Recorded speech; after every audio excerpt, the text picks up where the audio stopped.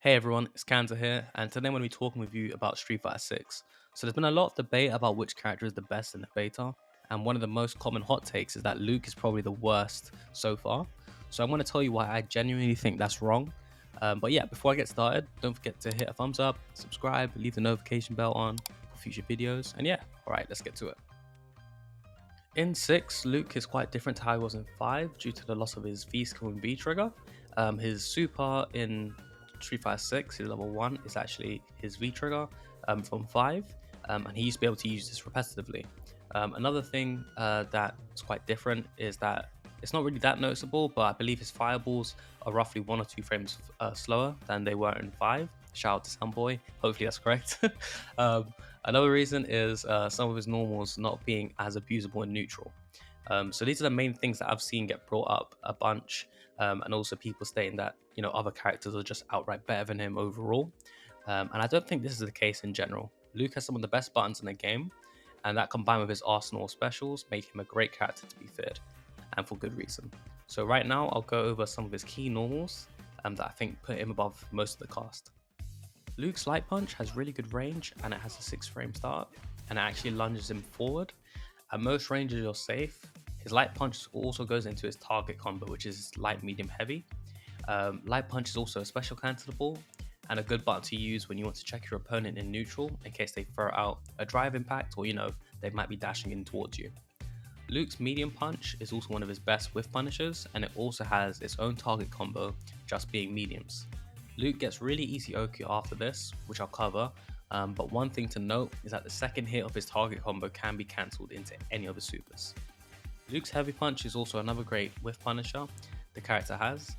It's got really good range and is special cancelable too. It's also a part of the light target combo sequence, meaning that 2 parts of his target combo are special cancelable, giving Luke the opportunity to freely mix up his offense and keep his opponent on their toes. Luke's forward heavy punch is pretty slow on the startup, but for good reason. It's one of the few moves in the game that's actually plus on block. Luke is one of the few characters in the game so far that actually has access to an overhead, which can be utilized with Drive Rush. Luke's crouch medium kick, also known as a low forward, has decent range and is also special cancelable, giving him the ability to cash out once he lands a hit. Just a note, some characters also do have crouch medium kicks, but not all of them are special cancelable. Stand heavy kick is a great poke at certain spacing, and depending if your opponent crouching or not, you can actually get a really damaging combo.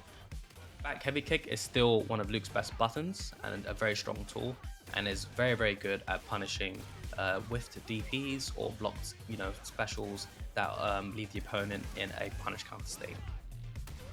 Now that I've highlighted some of his best normals, I'd like to talk about his specials. Luke is an easy contender for having the strongest fireball game amongst the cast right now, going neck and neck with Guile himself.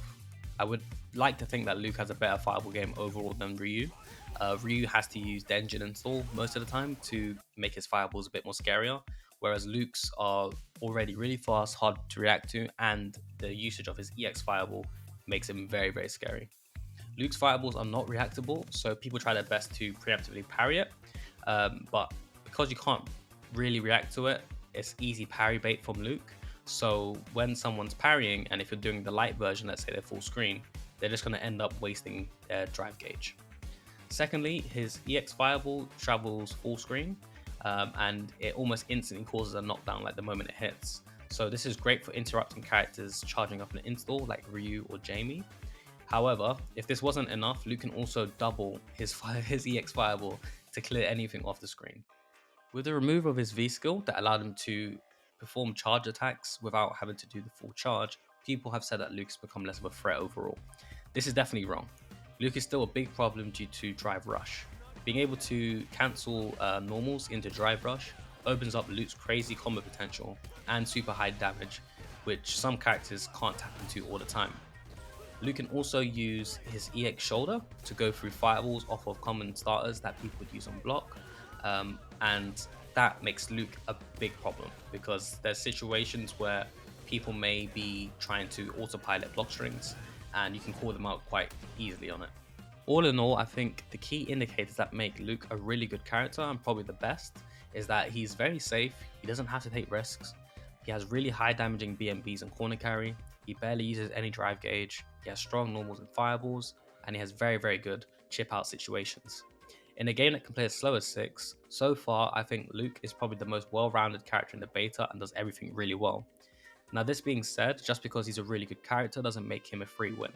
6 is a game where the player actually playing better will win the matches, so you can still get caught out, as it should be, as no one plays perfectly 100% of the time. But I do think Luke is definitely getting overlooked overall. So let me know what you think in the comments down below, and who do you have down as the best character in the beta so far. Don't forget to like and subscribe, and yeah, peace.